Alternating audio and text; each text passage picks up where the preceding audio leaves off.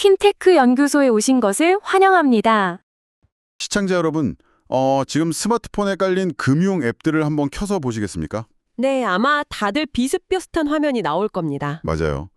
그러니까 모두 똑같은 복제 인간처럼 보이지 않으십니까? 어디를 써도 비슷한 송금 기능에 수수료는 0원이고 또 비대면 가입도 막 1분 만에 다 끝나잖아요. 그렇죠.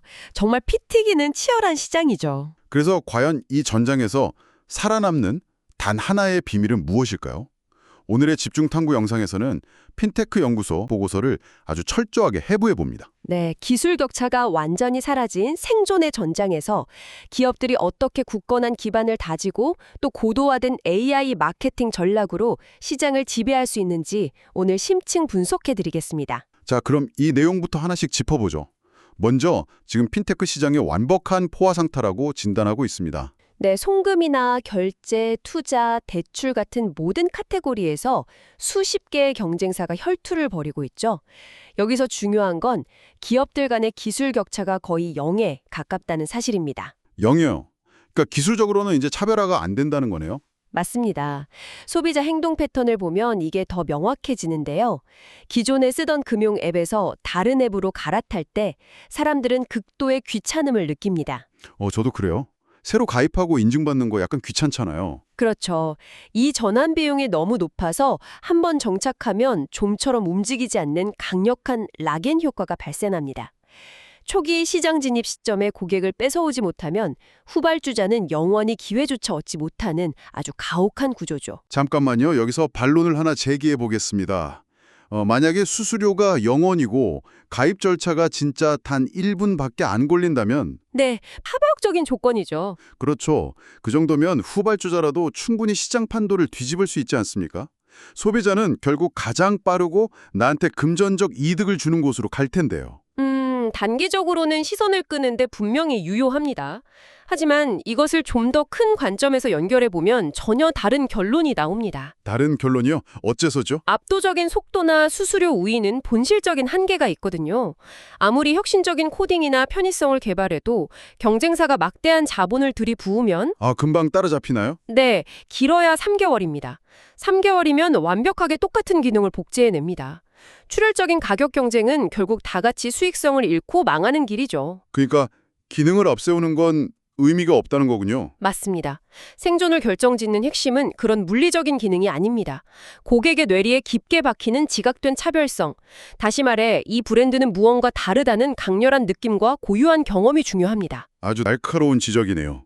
속도나 수수료 같은 우위는 무기가 아니라 그냥 게임에 참여하기 위한 기본 입장권에 불과하다는 뜻이군요. 정확합니다. 자료를 보면 이 지각된 차별성을 구축하기 위해서 3단 마법 블록이라는 개념을 제시하고 있습니다. 네, 지속 가능한 차별화를 만드는 세 개의 축이죠. 제1단은 방금 우리가 얘기한 속도나 편의성 같은 기능 블록이고요.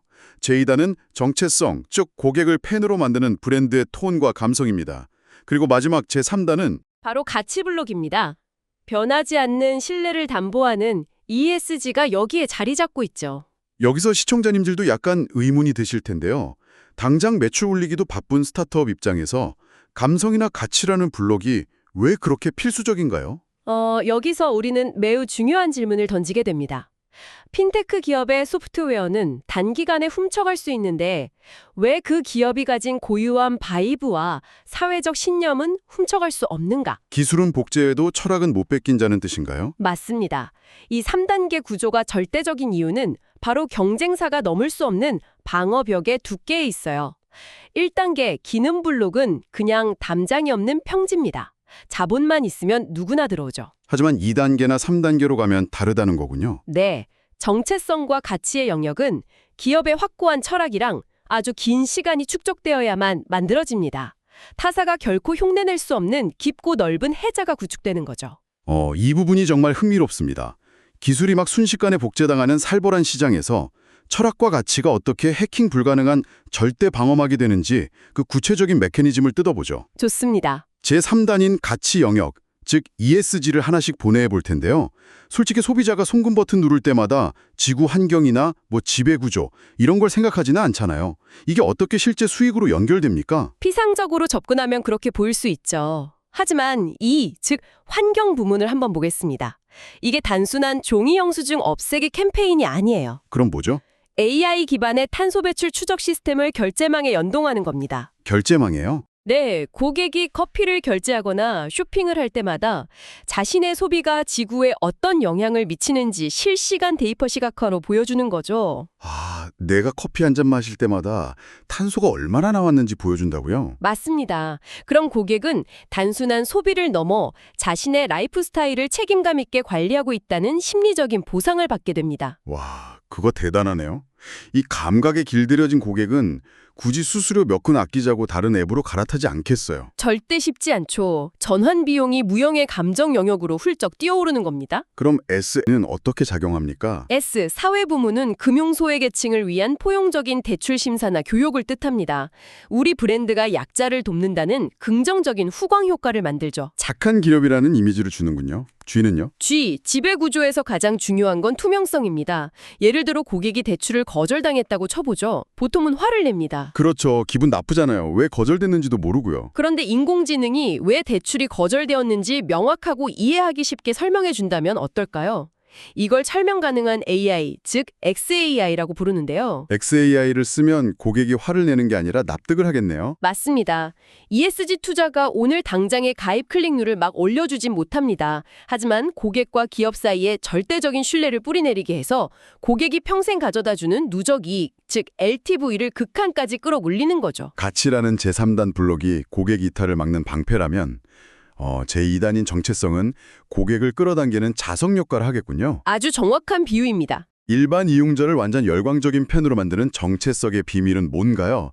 자료를 보면 4가지 요소로 설명하고 있던데요. 네, 첫 번째는 창업자와 고객의 서사를 연대라는 스토리텔링입니다. 두 번째는 비주얼 아이덴티티고요. 세 번째와 네 번째는요? 세 번째는 고객 경험인 CX, 그리고 네 번째는 공감 커뮤니케이션입니다. 근데 여기서 비주얼 아이덴티티가 수익이랑 직결된다는 게 선뜻 이해가 안 가거든요. 그냥 디자인 예쁘게 하는 거 아닌가? 비주얼은 고객의 무의식을 지배하는 가장 빠른 언어입니다. 유럽의 유명한 금융 앱인 N26를 한번 보시죠. N26요? 그 앱 디자인이 되게 깔끔하잖아요. 네, 극도로 미니멀한 UI와 UX를 자랑하죠. 그건 단순히 예쁜 게 아닙니다. 복잡한 기성은행에 지친 젊은 세대에게 우리는 당신의 삶을 복잡하게 만들지 않겠다는 철학을 시각적으로 선언하는 거예요. 아, 디자인 자체가 철학의 선언이다. 우리나라 앱 중에도 그런 사례가 있나요? 카카오페이를 보시면 됩니다. 캐릭터를 전면에 내세우잖아요.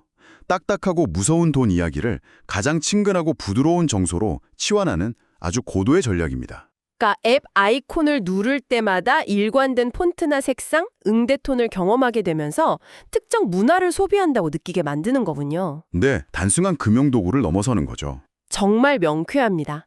자, 그럼 철학과 감성을 담아서 아주 완벽한 브랜드 가치를 만들었다고 쳐보죠.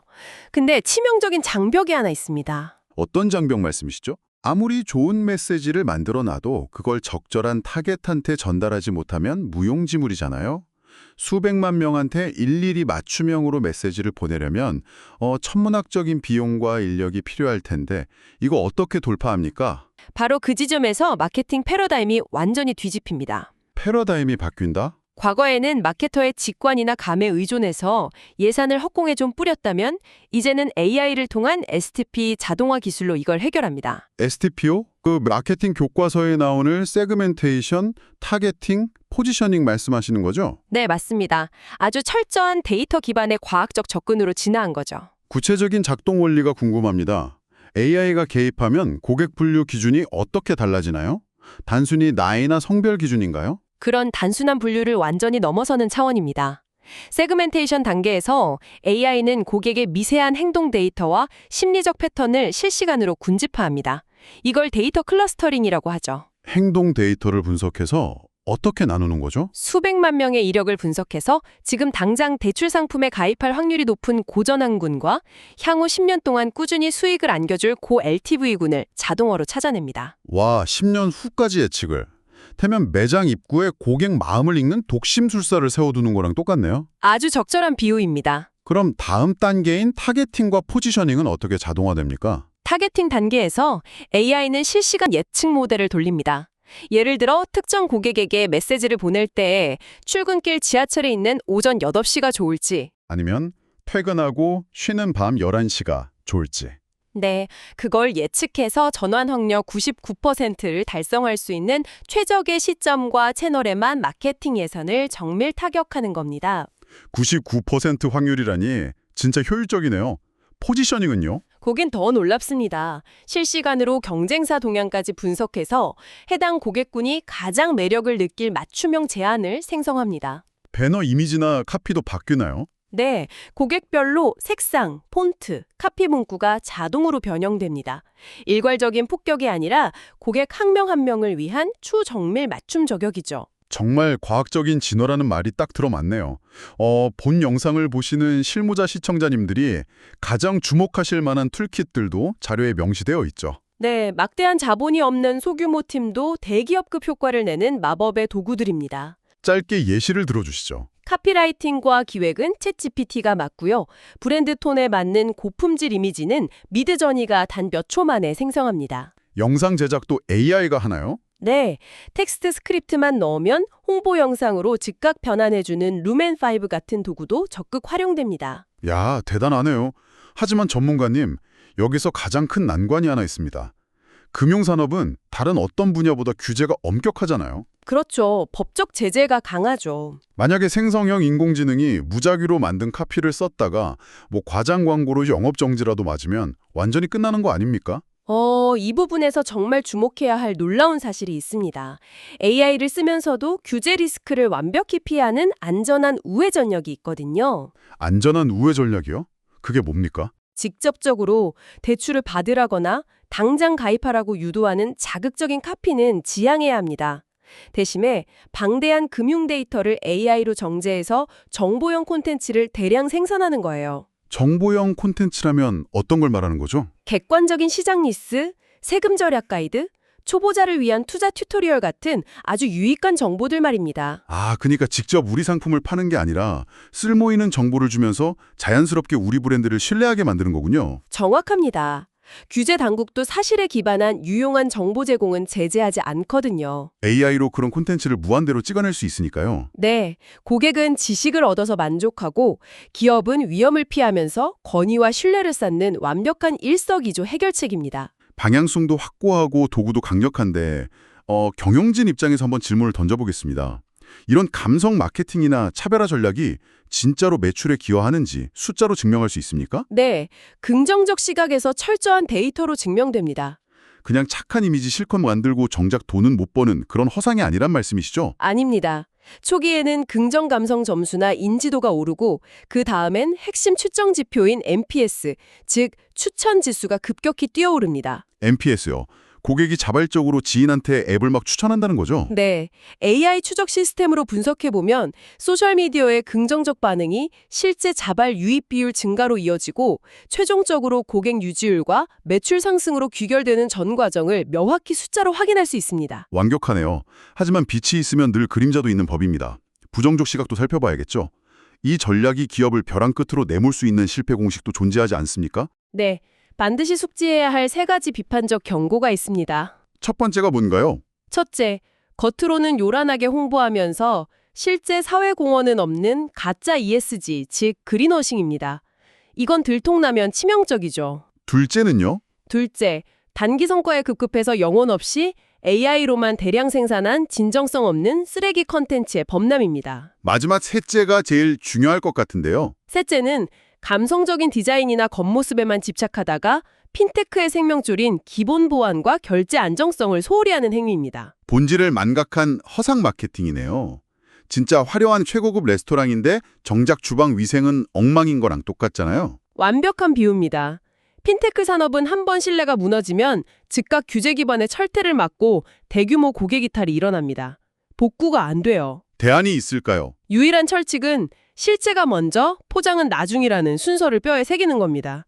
아무리 AI가 화려하게 거짓 포장을 해도 인터넷으로 교차 검증하는 시대에는 가짜가 가장 먼저 들통나게 마련입니다. 실체가 없는 포장은 결국 독이 된다는 말씀이시군요. 그렇다면 이 모든 논의가 결국 무슨 의미일까요? 오늘 분석한 자료를 하나의 맥락으로 관통해 보겠습니다. 네, 정리해 주시죠. 핀테크 생존 경쟁은 이제 속도전이 아닙니다. 고객의 삶에 어떤 의미를 주고 어떤 가치를 제공하는지가 핵심입니다.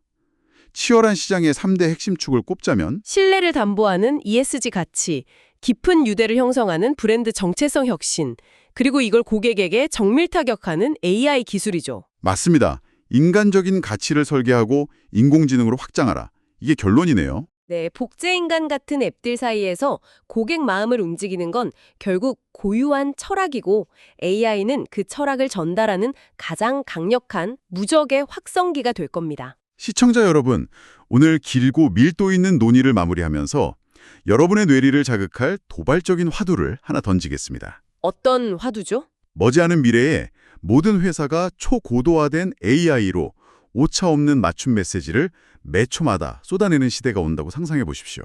역설적이게도 그 숨막히는 무결점의 완벽함 속에서 오히려 기계는 절대 흉내낼 수 없는 인간적인 결함이나 날 것 그대로의 소통이 미래의 가장 강력한 새로운 차별화 무기가 되지는 않을까요?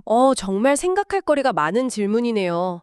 완벽함이 기본값이 된 세상에서 진정성이란 무엇인지 고민해봐야겠습니다. 네, 오늘 깊이 있는 분석 감사드립니다.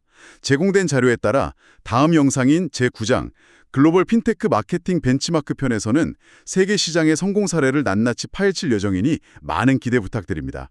구독과 좋아요 눌러주시고 다음 집중탐구 영상에서 더 흥미로운 주제로 찾아뵙겠습니다.